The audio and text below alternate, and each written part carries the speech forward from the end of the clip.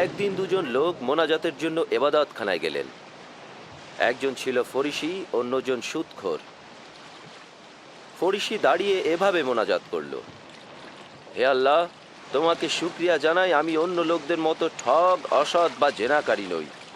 শুকরিয়া জানাই আমি ওই সুদখোরের মতোও নই। আমি সপ্তাহে 2 দিন রোজা রাখি, আয়ের 10 ভাগের 1 ভাগ তোমাকে দিই। কিন্তু সুদখোর মাথা নিচু করে দূরে দাঁড়িয়েছিল, উপরে তাকাবার সাহসও তার ছিল না। সে বুক চাপড়ে বলল, হে আল্লাহ, আমি গুনাহগার, আমাকে দয়া করো। আমি সত্যিই বলছি, ফরিসিকে নয় কিন্তু সেই সুদখোরকে আল্লাহ দিনদার বলে কবুল করলেন, আর সে বাড়ি ফিরে গেল। যে নিজেকে উঁচু করে তাকে নিচু করা হবে, আর যে নিজেকে নিচু করে তাকে উঁচু করা হবে।